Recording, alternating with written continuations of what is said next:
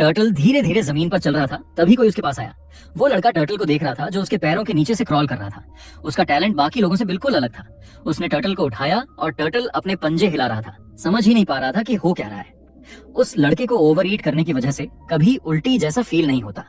उसने टर्टल को पागलों जैसी आईज से देखा। वो पॉइजन से नहीं मरेगा, इसलिए उसने डिसाइड किया कि वो उसे खा जाएगा और उसने टर्टल का सिर काटकर चबाना शुरू कर दिया। उसके दांतों के बीच से सिर के टुकड़े निकल रहे थे। उसने अपनी स्ट्रेंजनेस का फायदा उठाने के कई तरीके ट्राई किए थे। टर्टल का खून जमीन पर गिरने लगा और उसके चेहरे पर खून फैल गया। आखिरकार अपने टैलेंट की वजह से उसने सिर झुकाया और नीचे देखा। कुछ देर बाद वो एक घर के अंदर बैठा था और सोच रहा था कि उसे अफ्रीका जाकर पोचर बनना चाहिए। उसके हाथ में एक हंटिंग राइफल थी। तभी एक दूसरा आदमी रूम में आया और बोला, टाइम हो गया है काम पर निकलने का। एडवर्ड ने दरवाजे के पास खड़े होकर बताया कि लाइटनिंग जनरल ने उन्हें एक गोरिल्ला पकड़ने का टास्क दिया है। ये आदमी उसका कॉलिग था, एक पोचर जिसका निकनेम था एडवर्ड। किम ने ऊपर देखा और अपने इस साथी को देखा। उनका लाइटनिंग जनरल एक ऐसा बंदा था जो खुद को मिलिट्री वाला बताकर उन्हें मिशंस देता था। उसने फिर पूछा, पूरा बॉडी चाहिए क्या? एडवर्ड ने सिर की ओर इशारा करते हुए कहा, नहीं, सिर्फ सिर और हाथ चाहिए। किम ने गन में कार्ट्रिजेस भरते हुए पूछा, कितने चाहिए, 2 या ज्यादा? पास में कुछ और कार्ट्रिजेस भी पड़े थे। जनरल का प्लान था कि वो गोरिल्ला का सिर सजावट के लिए यूज करेगा और हाथों से एशट्रेज बनाएगा, कम से कम 2। सब तय हो चुका था। वो गम उठाकर बोला, कल निकलना है। उसके साथी ने हंसते हुए हाथ हिलाया और चला गया। जंगल में सूरज उग रहा था। 2 लोग एक फॉरेस्ट पाथ पर चल रहे थे।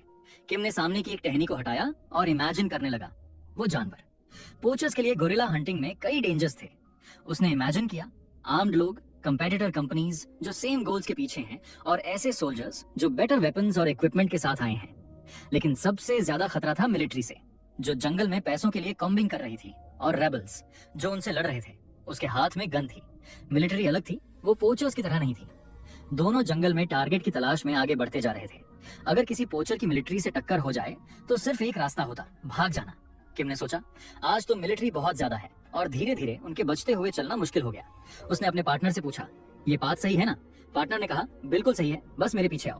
पर किम को उसकी बात से संतुष्टि नहीं हुई। उसने सोचा, कहीं हम गलत डायरेक्शन में तो नहीं जा रहे। फॉरेस्ट खत्म हो रहा था और वो दोबारा पूछने ही वाला था कि एडवर्ड गुस्से में आकर बोला, यही सही रास्ता है। उसी मोमेंट वो लोग चारों तरफ से ब्लैक यूनिफॉर्म वाले आर्म्ड लोगों से घिर गए। एडवर्ड ने अपना आईडी दिखाया। वो एक स्पेशल इंटरनेशनल पुलिस का ऑफिसर था। उसने किम को उसके निकनेम से पुकारा, पेट शॉप। किम ने चौंक कर उसकी तरफ देखा और हैरान रह गया कि वो कोरियन जानता है। एडवर्ड ने हंसते हुए कहा, 10 साल तुझे चेस करते करते लैंग्वेज भी सीख ली, Korean, English, Japanese, Chinese, Spanish और थाई। एडवर्ड के हाथ कांपने लगे। ये सारी लैंग्वेजेस उन कंट्रीज की थी जहां किम घूम चुका था। एडवर्ड ने उसकी कलाई में ब्रेसलेट टाइप हैंडकफ पहनाई और कहा, तेरे crimes, murder, poaching, smuggling, fraud, gang बनाना, ड्रग ट्रैफिकिंग, लिस्ट तो बहुत लंबी है। उसने सिर्फ इतना ऐड किया, यू आर नाउ अरेस्टेड।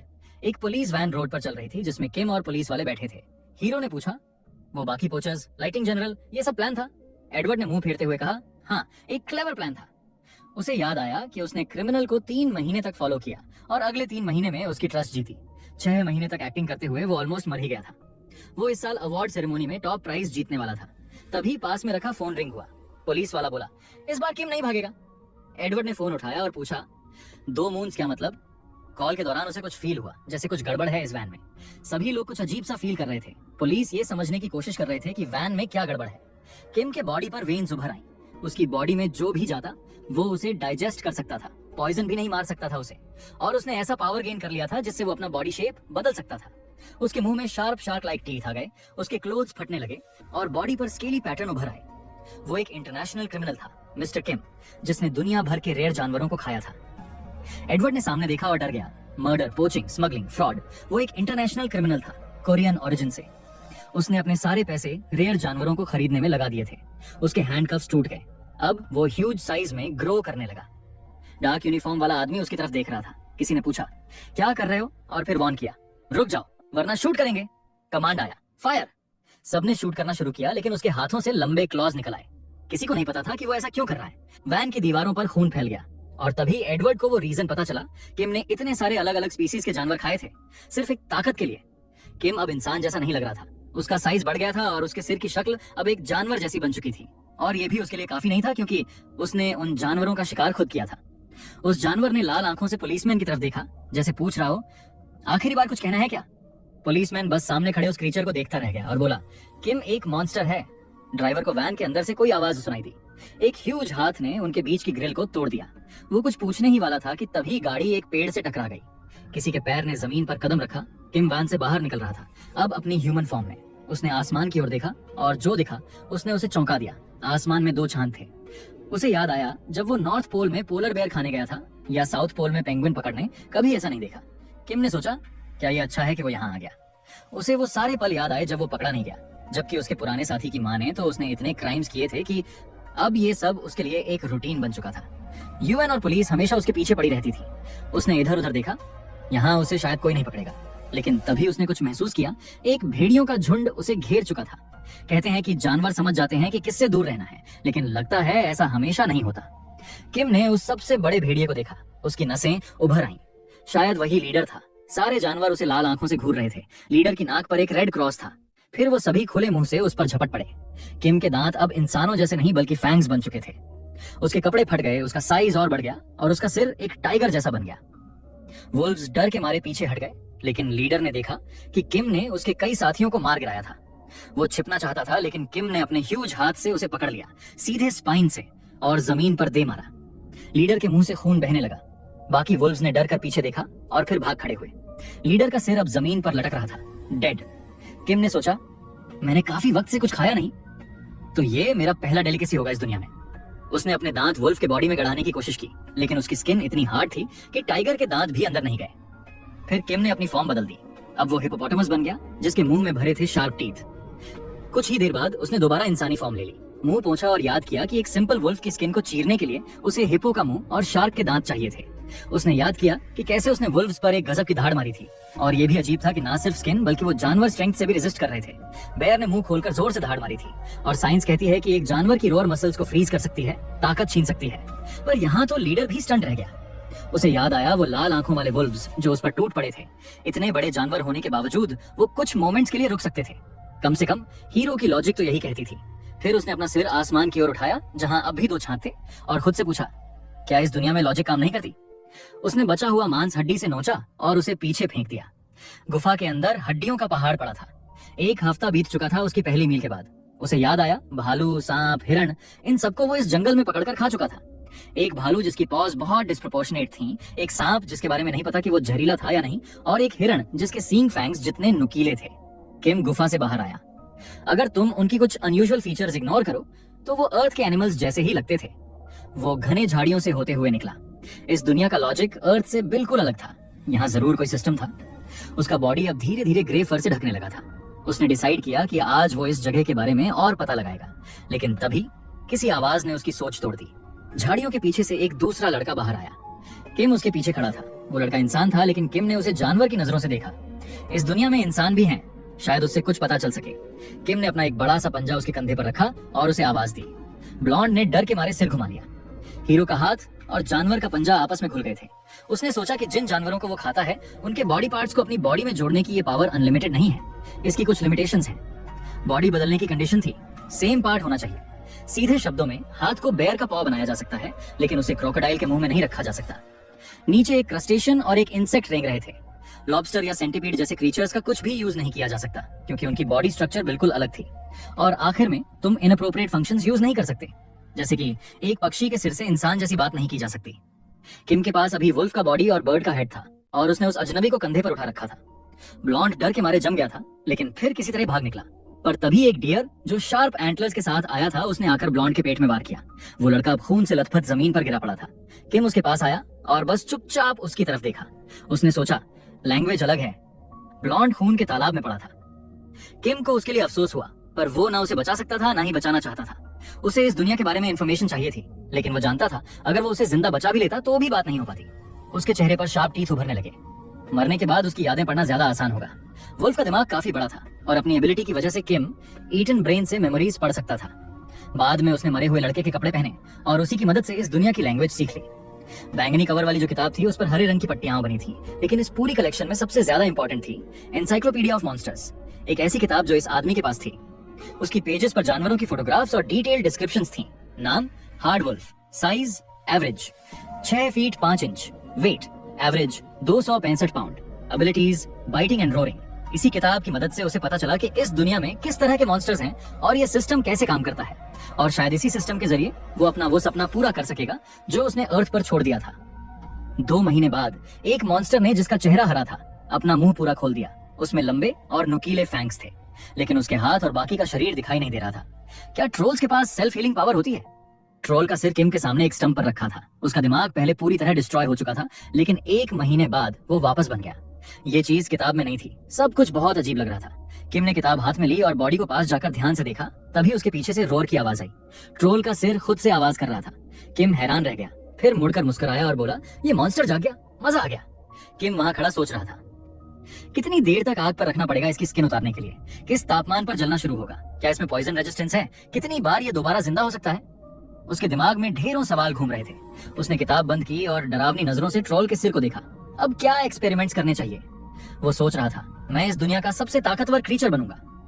एक लाल मॉन्स्टर जिसने हुड पहना था एक आदमी के सामने बैठा था और पूछ रहा था, क्या तुम वॉरियर हो? जिस आदमी की पीठ पर हथियार था उसने जवाब दिया, एक प्रोफेसी है। एंडलेस फॉरेस्ट में एक मॉन्स्टर पैदा होगा जो रास्ते में आने वाली हर चीज को खा जाएगा और फिर अपनी स्किल्स को गेन और इंप्रूव करेगा। किम अब एक मॉन्स्टर में बदल चुका था। एक ऐसा मॉन्स्टर जिसके मुंह का साइज बहुत बड़ा था और वो ट्रोल का सिर खाने ही वाला था। एंडलेस फॉरेस्ट, ट्रोल्स का इलाका। उनमें से एक बड़ी सी स्माइल और मैसिव क्लब के साथ चल रहा था। अचानक उसने जमीन पर कुछ फुटप्रिंट्स देखे। ध्यान से देखने के बाद उसने सोचा, ये इंसान के फुटप्रिंट्स हैं। उसके पीछे 2 और ट्रोल्स खड़े थे, सिक्योरिटी गाइज। मॉन्स्टर ने अपनी लंबी टोंग निकाली। ये लोग कहां चले गए? वो सोचता रहा। फिर गुस्से में ट्रोल ने अपनी क्लब जमीन पर मारी और बोला, किसी ने अकेले ही इन टेस्टी ह्यूमंस को मोनोपोली कर लिया है। उसने बाकी ट्रोल से कहा, जल्दी ढूंढो, इससे पहले कि सिर्फ हड्डियां बचें। बाकी ट्रोल्स ने लीडर की बात मानी और डायरेक्शंस लेने लगे। किम ट्रोल का सिर खाने ही वाला था, लेकिन तभी उसने कुछ आवाज सुनी। उसने सिर छोड़ दिया, घुटनों से खड़ा हुआ और सोचा, लगता है मेरे पास अब टेस्ट सब्जेक्ट्स नहीं बचे।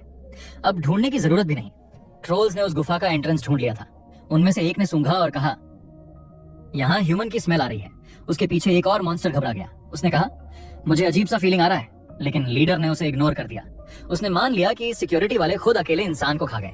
उसने कुछ स्मेल किया और जोर से सूंघा, फिर बोला, ये तो हमारे खून की स्मेल है।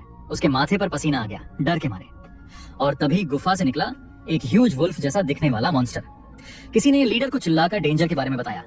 ट्रोल ने डर के मारे अपनी क्लब उठाने की कोशिश की, लेकिन किम के मैसिव पंजे ने उसे कुचल दिया। उसने सोचा, अगर ट्रोल की स्ट्रेंथ को किसी जानवर की लिम्ब से मिलाया जाए तो कैसा कॉम्बो बनेगा? ट्रोल की मसल्स और एक बिग बेयर का पॉ, उसके वुल्फ हेड के पास से खून के छींटे निकल गए। किम ने थोड़ा अनॉयड होकर सोचा, मैं इसे एक्सपेरिमेंट्स में यूज करने वाला था और गलती से ये क्रश हो गया। एक ट्रोल बहुत गुस्सा हो गया और हीरो को गालियां देने लगा। उसने क्लब उठाई और उसकी तरफ भागा, लेकिन किम की तेज मूव ने उसका हाथ काट दिया। ट्रोल कंफ्यूजन में मॉन्स्टर को देखता रह गया, पीछे हटने लगा। किम ने अपना मुंह वाइड ओपन किया। ट्रोल को बाइट करने ही वाला था। उसने अपनी हेड शेप को स्नेक में चेंज किया और ट्रोल की स्किन पकड़ ली। एक फेटल बाइट और पॉइजनस टीथ। पॉइजन उसके शरीर में फैल गया। ये हील हो जाते हैं, इसलिए इमोबिलाइज करना ही बेस्ट ऑप्शन है। उसने ट्रोल के बॉडी पर बाइट के निशान छोड़े। ट्रोल बोला, मैं हिल नहीं पा रहा, और बेहोश होकर गिर पड़ा। बचा हुआ ट्रोल डर से किम को देख रहा था। किम अब वोल्फ फॉर्म से ट्रोल में बदल रहा था। क्रश्ड लीडर किसी तरह बोल पाया, भाग जा, लेकिन वो ट्रोल वहीं फ्रीज हो गया। वुल्फ की मसल अब ट्रोल के सिर में बदल चुकी थी। किम ने sarcastically पूछा, क्या तुम्हें अपने दोस्तों से मिलना है? ट्रोल की आंखें बड़ी हो गईं और जमीन पर बैंगनी खून फैल गया। गुफा में रखा ट्रोल का सिर बाकी सबका हाल देख रहा था। कई महीनों तक किम ने अलग अलग पॉइजन टेस्ट किए। टेस्ट सब्जेक्ट ने उससे कहा, मुझे मार डालो। पर्पल कवर वाली किताब खुली थी और इंसाइक्लोपीडिया ऑफ मॉन्स्टर्स में जो सबसे इंटरेस्टिंग पार्ट था वो था एबिलिटीज वाला सेक्शन। किम ने खुद को गेम में इमेजिन किया, एक ओपोनेंट से फाइट करते हुए। ऐसा कुछ ना कुछ हर गेम में होता है। उसने पहले तो सोचा कि ये किसी गेम की इंस्ट्रक्शन मैनुअल ही है। किम ने इमेजिन किया वुल्फ की रोर और बेयर की ताकत। इस दुनिया में उसने जिन जानवरों को खाया उनकी एबिलिटीज को वो यूज करता था। यही है असली सिस्टम एबिलिटीज का। किम जमीन की तरफ पीठ करके खड़ा था। उसका चेस्ट खुला हुआ था। उसे एक और इम्पोर्टेंट चीज समझ में आई अपने एक्सपेरिमेंट्स के दौरान। उदाहरण के लिए ये उसने अपने हाथ में जहर इंजेक्ट किया, जबकि वो स्नेक को सिर से पकड़े हुए था। पॉइजनस क्रीचर्स का फेटल बाइट दुश्मन को इमोबिलाइज कर सकता है। उसके हाथ पर टीथ के निशान थे, लेकिन सिर्फ एक फिजिकल मार्क था बस। दूसरी बात, अगर ये एबिलिटी नहीं बल्कि एक कैरेक्टर है तो ये उन पर भी लागू हो सकती है जिनके पास वो एबिलिटी होती है। 2 स्नेक्स ने बेयर के पॉ को बाइट किया जब उसने पॉइजन एबिलिटी यूज करनी चाहिए। वाइपर के टीथ ने बेयर के पॉ को पॉइजन करके इमोबिलाइज कर दिया। किम को याद आया वह वुल्व्स से फाइट, और उसकी रोर का असर जरूर पड़ा था, क्योंकि वो इस दुनिया का हिस्सा नहीं था बल्कि एक टाइगर था। वुल्व्स लाल आंखों के साथ उस पर टूट पड़े थे। किम ने अपनी उंगली से उस काले लिक्विड को छुआ। वो अर्थ से आया था, इसलिए उसे इस दुनिया की लोकल एबिलिटीज का कोई असर नहीं होता था, लेकिन उसकी अटैक्स लोकल्स के लिए डेडली साबित हो रही थी। उसने भौहें सिकोड़ते हुए एक हल्की सी स्माइल दी। इसका मतलब था वो यहाँ का सबसे ताकतवर क्रीचर बन सकता है। उसे अर्थ के वो यूनिफॉर्म में भरे हुए सोल्जर्स याद आए। लैब में साइंटिस्ट टेस्ट ट्यूब के साथ एक्सपेरिमेंट्स कर रहा था। चाहे वो कोई भी जानवर अब्सॉर्ब करे, ह्यूमंस को हराना नामुमकिन था। किम ने सोचा, गन्स, टैंक्स, साइंस और वेपन्स, ये सब जानवरों की कैपेबिलिटीज से कहीं ऊपर हैं, लेकिन यहाँ की दुनिया बिल्कुल अलग है। उसे याद आया जब वो वुल्फ्स के झुंड से घिरा हुआ था और कैसे एक स्ट्रेंजर को एक डियर ने मार डाला था। यहाँ बहुत सारे पावरफुल मॉन्स्टर्स हैं जो इंसानों के लिए खतरा बन सकते हैं। उसे एक एक्सप्लोजन के बाद उठा हुआ फायरी मशरूम याद आया, लेकिन यहाँ कोई एटॉमिक बॉम्ब जैसी टेक्नोलॉजी नहीं है जो जानवरों की ताकत को क्रॉस कर सके।